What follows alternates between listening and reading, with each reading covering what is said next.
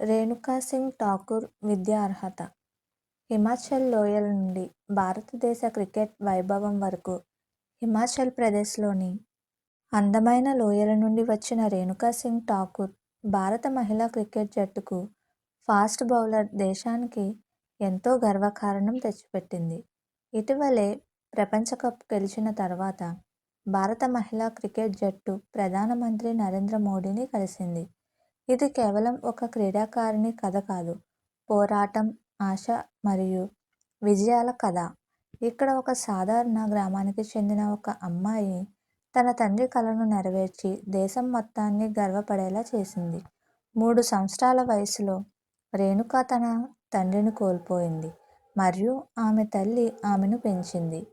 ప్రధానమంత్రి మోడీ రేణుక తల్లి సునీతా ఠాకూర్ను ప్రశంసిస్తూ, కానీ మీ తల్లికి నేను గౌరవంగా నా నమస్కారాలు తెలియజేస్తున్నాను. ఆమె జీవితం ఎంత కష్టంగా ఉండి ఉండవచ్చు. ఆమె మీ పురోగతికి చాలా పెద్ద సహకారం అందించింది. ఒంటరి తల్లిగా ఉన్నప్పటికీ ఆమె మీ జీవితాన్ని నిర్మించడానికి చాలా కష్టపడింది. మరియు ఒక తల్లి ఇంత కష్టపడి తన కుమార్తె కోసం ఇంత పని చేసినప్పుడు అది కూడా చాలా పెద్ద విషయం. దయచేసి నా వైపు నుండి ఆమెకు నా గౌరవాలు తెలియచేయండి. హిమాచల్ ప్రదేశ్లోని సిమ్లా జిల్లాలోని రోహ్రు సబ్ డివిజన్లోని పర్సా గ్రామంలో జనవరి 2, 1996న జన్మించిన రేణుక బాల్యం కష్టాలతో నిండిపోయింది. ఆమె తండ్రి కేహర్ సింగ్ ఠాకూర్ ఆమెకు కేవలం 3 సంవత్సరాల వయసులోనే మరణించారు. ఆయన నీటిపారుదల మరియు ప్రజారోగ్య శాఖలో పనిచేశారు మరియు క్రికెట్ పట్ల అపారమైన అభిమానం కలిగి ఉన్నారు. ఆయన మరణం తరువాత కుటుంబం బాధ్యత మొత్తం ఆమె తల్లి సునీతా ఠాకూర్పై పడింది. ఆమె ఇంటిని నిర్వహించడమే కాకుండా రేణుక మరియు ఆమె సోదరుడు వినోద్ ఠాకూర్ను ముందుకు తీసుకువెళ్లడానికి అన్ని ప్రయత్నాలు చేసింది. రేణుక తన ప్రాథమిక విద్యను గ్రామంలోని ప్రభుత్వ పాఠశాలలో జీఎస్ఎస్ స్కూల్ ధర్మశాల పూర్తి చేసింది. చిన్నతనంలో ఆమె తన సోదరుడు మరియు ఇతర గ్రామ అబ్బాయిలతో తరచుగా క్రికెట్ ఆడేది.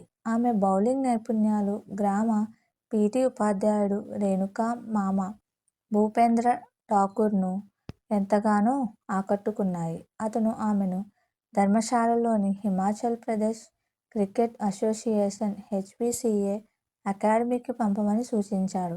ఆమె తల్లి తన బావమరిది సలహాను పాటించి 2009లో ఆమెను HPCAలో చేర్పించింది. ఈ దశ రేణుక జీవిత గమనాన్ని మార్చివేసింది.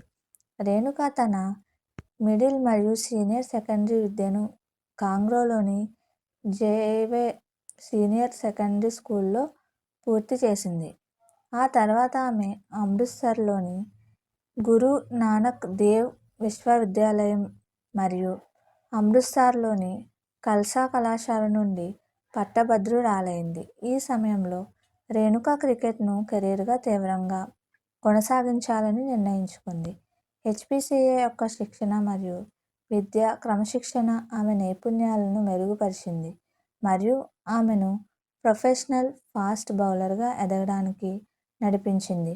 రేణుక అక్టోబర్ 2021లో ఆస్ట్రేలియాపై T21 అరంగేట్రం చేసింది మరియు ఫిబ్రవరి 2022లో న్యూజిలాండ్తో జరిగిన ODI అరంగేట్రం చేసింది.